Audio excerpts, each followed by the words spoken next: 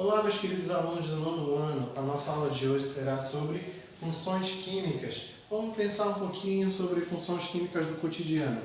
Com certeza vocês já ouviram falar, em algum momento da vida de vocês, que uma determinada substância é ácida, certo? Quando isso ocorreu, por exemplo, vocês já ouviram falar que uma fruta é ácida, ou cuidado com essa substância, que ela é ácida. Então, geralmente, quando uma substância é ácida, ela está relacionada ao processo de corrosão. Ela pode corroer alguma superfície.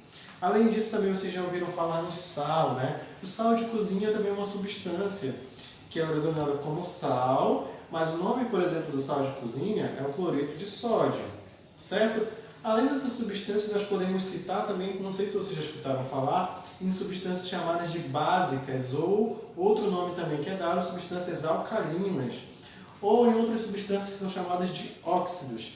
Tá? Então, o objeto de estudo na nossa aula de hoje é justamente entender essas funções químicas. E todos esses nomes que eu citei para vocês, ácido, base, óxido, sal, fazem parte das funções químicas inorgânicas. E nós vamos aprender na aula de hoje sobre ácido e base.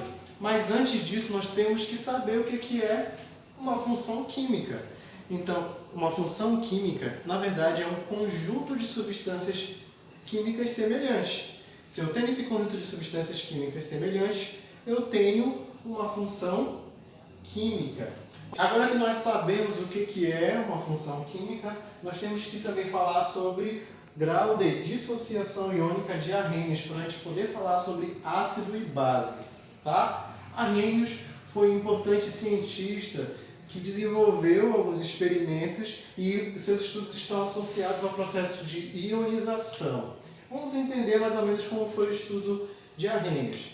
Arrhenius observou que algumas substâncias conduziam corrente elétrica e outras não. E ele realizou alguns experimentos. Observou, por exemplo, que o açúcar, quando diluído em água, ele formava moléculas menores, só que essas moléculas eram neutras, ou seja, elas não tinham a capacidade de conduzir corrente elétrica. Além disso, ele observou que o sal de cozinha, como eu falei anteriormente, o cloreto de sódio, quando diluído em uma solução aquosa, ele tinha a capacidade de formar moléculas menores, só que essas moléculas menores eram chamadas íons, ou seja, moléculas que tinham carga elétrica positiva e carga elétrica negativa. A partir disso, ele observou que essas moléculas que eram carregadas eletricamente tinham a capacidade de conduzir energia elétrica. Gente, então é o seguinte, toda vez que eu tenho esse processo de formação de íons, o que aconteceu aí? O sal foi quebrado e formou íons, tá? Toda vez que eu tenho um composto covalente, o que é isso? Um composto que realiza ligações covalentes. E quando ele está em meio aquoso, forma os chamados íons, eu tenho um processo chamado de ionização. Bom, agora que nós já falamos sobre o grau de dissociação de Arrhenius, vamos falar agora sobre os ácidos e bases. Vamos começar sobre o ácido. Vocês já ouviram falar, por exemplo, em algumas frutas que são chamadas de frutas cítricas, como o limão, a laranja. E essas frutas, elas são consideradas ácidas. Por quê? Elas apresentam o chamado ácido cítrico, que vai dar essa característica ácida a esse tipo de fruta. Além disso, nós podemos também conhecer o chamado ácido acético. Professor, eu não sei o que é o ácido acético. O ácido acético é aquele vinagre que tem lá na cozinha de vocês, que vocês utilizam para fazer os alimentos, fazer aquela salada, tá? Então, nesse composto lá do vinagre, tem uma quantidade de ácido acético. Além disso, nós podemos também citar o ácido clorídrico, que é muito utilizado também na limpeza, em eletrodomésticos e vários outros produtos de limpeza. Tá, gente? Mas agora, professor, como é que eu posso classificar o ácido? Ou como eu posso dizer que essa substância é ácida ou não? Vamos lá, então. O ácido, gente, é toda substância, todo composto que em meio aquoso vai ionizar e formar íons H+. Sempre que eu tenho essa substância, que vai, em meio aquoso, formar íons H+, eu tenho um ácido, tá? Observe aí na imagem, gente, que eu tenho o ácido clorídrico. O ácido clorídrico, ele é o HCl. Esse ácido clorídrico, quando em meio aquoso, ele vai formar íons H+ e Cl-, tá? Então esse daí é um ácido porque ele formou o íon H+. Esse ácido clorídrico, ele está presente também no estômago, auxilia lá na digestão, lá no estômago, então ele é muito importante também. Agora vamos falar sobre a base. Certamente vocês já ouviram algum exemplo de base, por exemplo, como o leite de magnésio. Se em algum momento na vida vocês tiverem problema no estômago, o estômago está muito ácido, quando vocês foram ao médico, talvez ele tenha receitado para vocês tomarem um leite de magnésio. Para que isso? Para reduzir a acidez do estômago.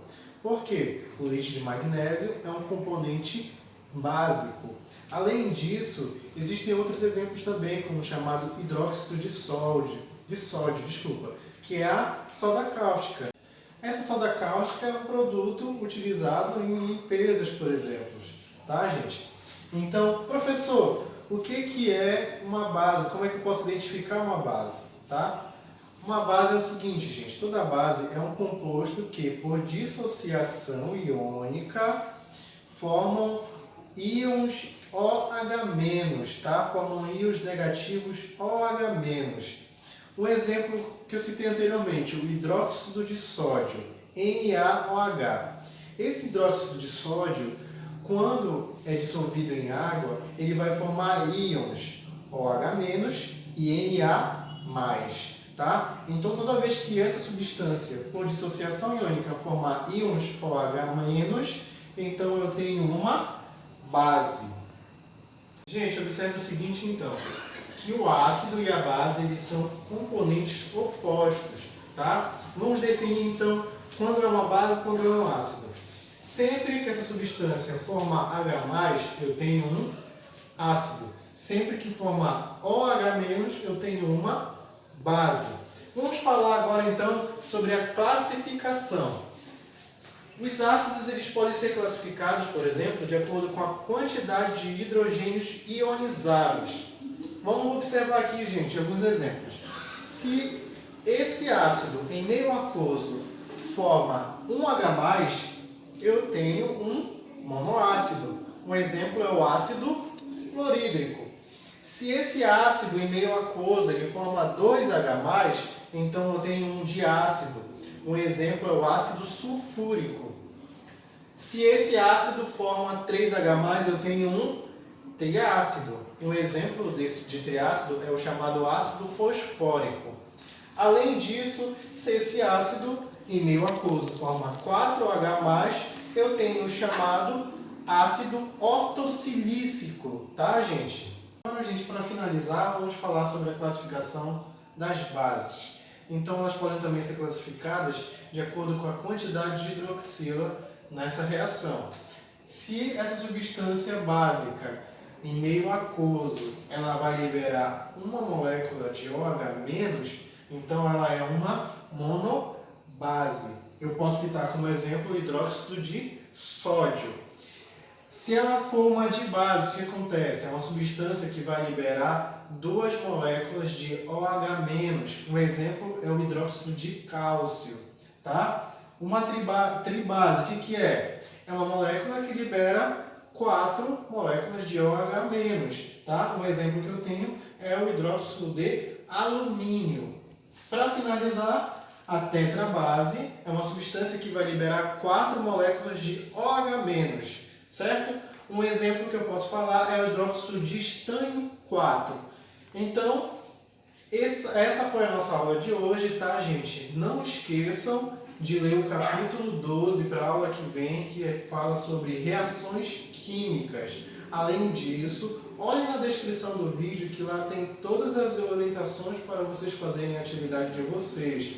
Tá, gente? Então, nossa aula fica por aqui. Até a próxima aula. Tchau, gente!